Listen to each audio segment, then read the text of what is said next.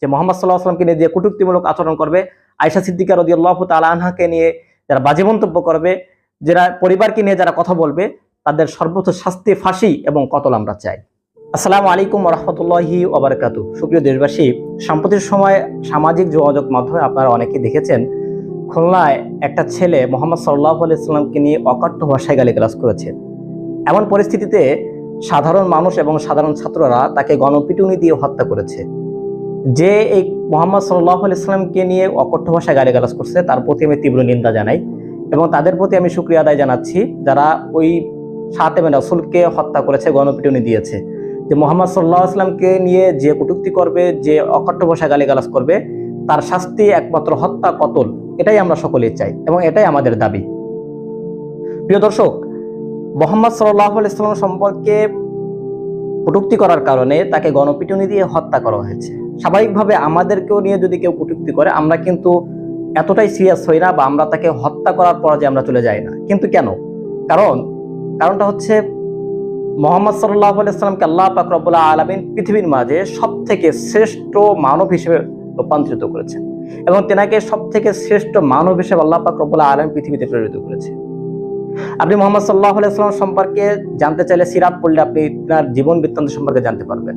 তেনাকে নিয়ে নতুন করে পরিচয় দেওয়া বা তেনার জীবন সম্পর্কে জানানোর খুব বেশি প্রয়োজন মনে করছি না, কারণ মুহাম্মদ সাল্লাল্লাহু আলাইহি ওয়াসাল্লাম সম্পর্কে প্রত্যেকটি মুসলমান কম বেশি সকলেই জানেন। তেনার আখলাক কেমন, তেনার চরিত্র কেমন, তেনার জীবন বৃত্তান্ত সম্পর্কে কিছু না হলে আমরা সকলেই জানি। আমরা সিরাতে খতমুল আম্বিয়া, সিরাতে মুস্তাফা খুললেন, মুহাম্মদ সাল্লাল্লাহু আলাইহি ওয়াসাল্লাম জীবন বৃত্তান্ত সম্পর্কে পরিপূর্ণ জানতে পারবো।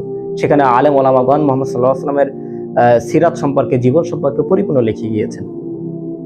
আল্লাহ পাক রব্বুল আলামিন মুহাম্মদ সাল্লাল্লাহু আলাইহি ওয়াসাল্লামকে ব্যাপারে কি বলেছেন? তিনাকে প্রেরণ করে আল্লাহ পাক রব্বুল আলামিন কুরআনুল কারীমে একটা আয়াত নাযিল করেছেন, ওমা আরসালনাকা ইল্লা রাহমাতাল লিল আলামিন।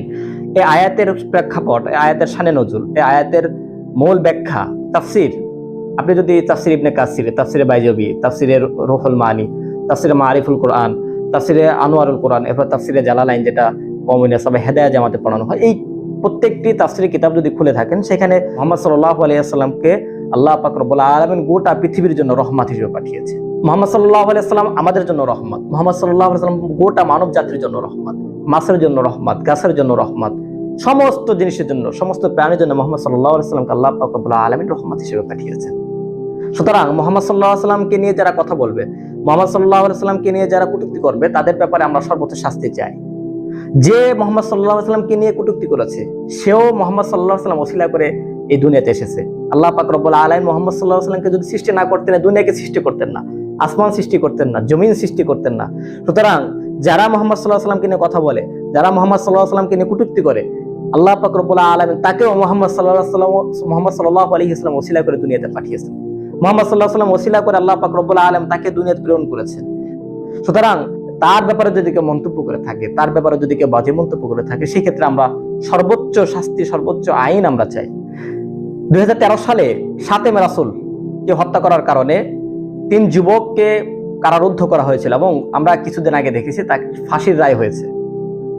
যারা তাকে ফাঁসির রায় দিয়েছে খাতেমে রাসূলকে হত্যা করার কারণে, যে আইন পাশ করেছে, যে আইন লিখেছে, যে ফাঁসির রায় দিয়েছে, আমি মনে করি সে নবী দুশমন।